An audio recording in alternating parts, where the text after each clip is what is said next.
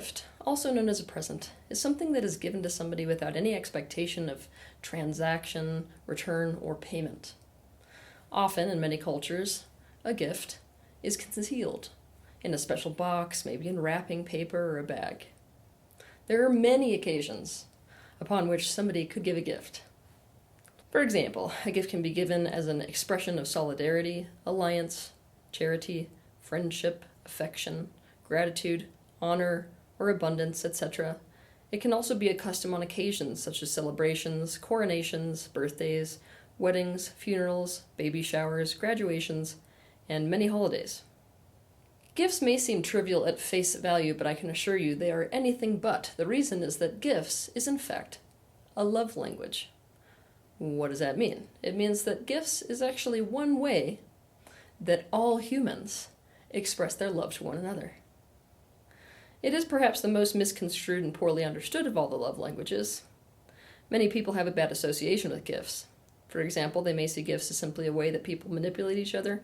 They may think that someone who likes or wants gifts is materialistic and greedy. There's been lots of misinformation spread, and also a lot of trauma experienced regarding gifts. For that reason, I must set the record straight. It's at this point that I have a confession to make. Today I'm not just going to be talking to you as a teacher about gifts.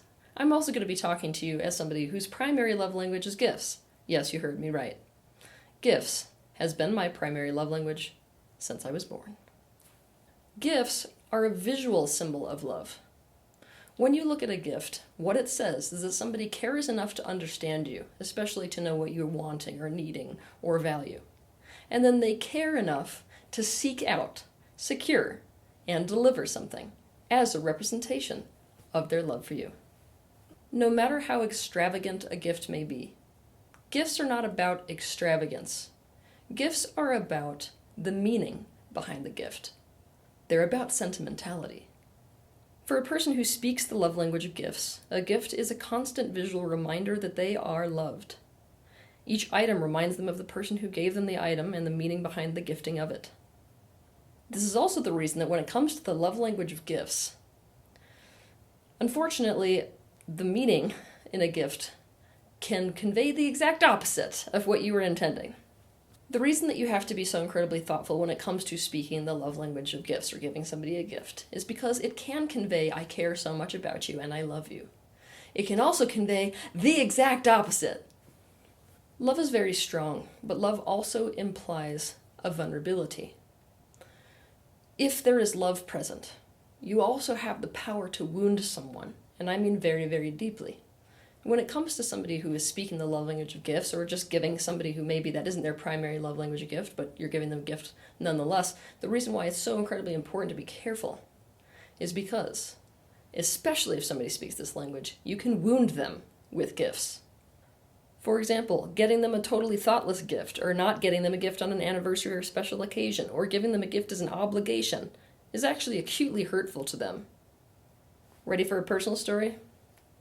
I will never forget the Christmas that my grandparents got me earrings, matching earrings, with a cousin of mine that I didn't really even get along with well. Now, there was just one problem. Actually, two problems. The first being a matching gift for a girl with their cousin isn't a really good idea. Second problem, bigger problem, my ears weren't pierced at the time, nor did I have any plans to pierce them. For a gift love language person, instead of feeling loved that day, I unwrapped a gift that said, "We don't actually know you or care to put in the effort to do so. We also don't care to spend any time or energy doing anything unique for any of our grandkids. We're simply performing an obligatory duty to send a Christmas present." You can harm somebody with gifts, even if gifts isn't their primary love language. It's really important to keep that in mind, because enough trauma relative to gifts, and you can cause a child or even an adult to stop speaking this love language altogether. Gifts may not be your love language. It may be a language that you struggle at. But it's pretty important to learn how to speak all of the love languages, including gifts, in case you come across somebody for whom this is their primary love language. For that reason, I'm going to help you today to figure out how to express your love through gifts and how to get someone the perfect gift. One, instead of bulldozing through your resistance to gifts in general or getting somebody a gift, you've got to deal with that resistance first. If you don't deal with the resistance first, not only are you setting up a terrible relationship with yourself, you're going to be trying to put your energy towards somebody getting a gift for them, and it's going to be like paddling upstream. That's going to be so unfun for you, it's going to demotivate you relative to gifts yet again. There are many reasons for you to be resistant to a gift. For example, you may feel resistant to giving a gift because you dislike the person that you're thinking of giving it to, or because you associate it with consumerism, or because you feel obligated, or because doing so makes you feel financially insecure. Whatever the reason is, you need to become aware of that reason and to start to work through and resolve that resistance so that whatever you decide to do or not do feels in alignment for you. When it is in alignment for you to give a gift, giving that gift feels good to do. Remember that it is better to not give someone something than to give someone something that you don't want to give. Now, if the reason that you might feel resistant to giving something is because you also have this issue with receiving, I have a video for you. That video is titled How to Receive. I also want you to be on the lookout for the next video that I'm going to release, which is going to be called Giving, How to Give in a Relationship. 2, you can't find the perfect gift for somebody when you don't understand that person. In order to give somebody the perfect gift, you're going to have to put a lot of energy into researching them. Let me put it this way. If I wanted to figure out what present to get a gorilla, I would have to understand gorillas. Not just gorillas in general, that one. I would have to observe them. I would have to listen to them. I'd have to deeply understand their wants and needs. And guess what? It's way easier with a human because you can actually ask them questions. What you gotta do is to stop guessing and stop projecting yourself onto the other person in order to completely understand them. Obviously, if you're doing nothing but guesswork or you're projecting, it's gonna lead to you getting the wrong gift for someone. Because this idea of understanding being the road to showing love to somebody goes way beyond gifts, I want you to watch my video titled Stop Trying to Love Them and Start Trying to Understand Them. Make a list of all of the things that defines the person who you're trying to get a gift for. The things that you associate with them, the things that they like. And I want you to brainstorm items or presents or gifts you might be able to give them that align to every item on that list. 3, dedicate a place in your house to keep gifts for people throughout the year. The very best gifts are the ones that are randomly found. When you're walking around in your day-to-day life or perusing on the internet and all of a sudden you see something and think, oh my gosh, so-and-so would love that. Take it from somebody who's really skilled with presents like me that it takes a lot more skill to hunt for something last minute. That kind of thing puts pressure on you, decreases your enjoyment of gifts, and the holidays where gifts are given. It also puts you at risk for settling for something super mediocre. A gift can be given any time of year. In fact, those just because I love you and know you would love those gifts are often the very best gifts. However, if you're going to show people that you love them through a gift on a specific holiday or on holidays in general, it's a good idea to have a place in your house reserved where you can just throughout the entire year find something that's perfect for somebody because you happened upon it and get it and put it there so that when the holiday rolls around, you can present it and be like, oh my God, and the person freaks out. And guess what? You found it forever ago. 4, gifts don't have to cost money. Now, as a gift love language person, I can't tell you that when somebody spends a ton of money on a gift, it doesn't say something powerful. I mean, a lot of times that means you matter so much to me that I'm willing to put this on the line for you. That being said, an awesome gift does not have to cost anything. Sometimes, gifts that cost nothing or next to nothing are the most amazing gifts you'll ever get. Remember that gifts are about a demonstration of care and love. They're about sentimentality, not extravagance. Even if a gift is extravagant, it is about someone caring about you so much that they want you to have the very best. This means, if money is an issue for you, get creative about the items you could give someone that don't cost money, that say the same thing. Here's a super awesome tip. People have this tendency when it comes to the ways that they express love of fitting the things that people do into their love language. For example, let's say that somebody speaks the love language of gifts, and you help them by cooking dinner for them. They're going to see that meal you made them as a gift, whereas a person who is a service-oriented person would see it as a service. The term gift can refer to any item or any act that makes a person happier. Here I have a personal story. So I have a friend who's completely in love with this one mountain. I mean, obsessed is more like it. So one year, on his birthday, I hiked myself all the way up to that mountain, where I collected rocks and dirt and pine cones from that mountain. It was his favorite gift he got all year. Cost?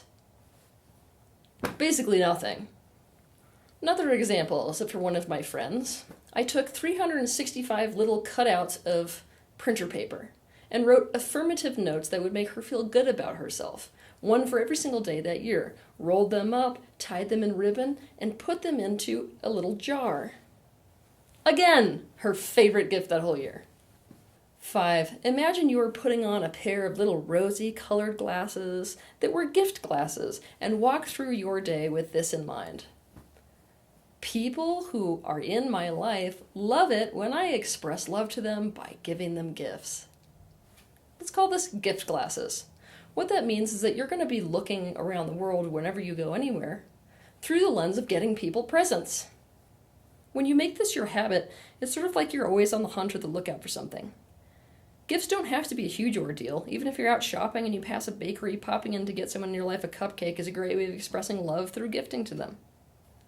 These little gift-giving moments say to the other person, "You're always on my mind, and I have something to prove it." 6. Remember that not everyone's love language is gifts, but that doesn't mean you can't get them the perfect gift. And remember that not all gifts are items. For example, a person might receive love better through touch. So your gift to them could be some form of touch that makes them feel pleasure, or makes them feel happiness or comfort. Maybe you can sit them down on a couch and give them a massage. A person may receive love better through quality time. That still means you can give them the gift of your time. You can give them the afternoon where it's just the two of you doing some activity. Never forget that experiences make for awesome gifts. A person may receive love through service, so you can clean the dishes for them. Again, if you really take the time to understand somebody, it's going to become obvious to you what way that they receive love, and then you can make that some form of gift. 7. A gift is a very powerful connector, and looking at gifts or gift giving through this angle is a powerful way to look at gifts. For this reason, when you're getting a gift for somebody, one angle you can take is to look at the values that you share with this other person. For example, maybe you both love holistic health. Then a gift around holistic health is a really good idea. Or maybe let's say that the connecting element of your relationship is humor. That would be an appropriate friend to get a gag gift for. Or let's say that the both of you have the same interest, which is cooking. Giving the other person a cooking-related gift is a good idea, because it creates connection. 8. Okay, I'm going to tell you something that I never want you to forget. The point of a gift is to delight the person.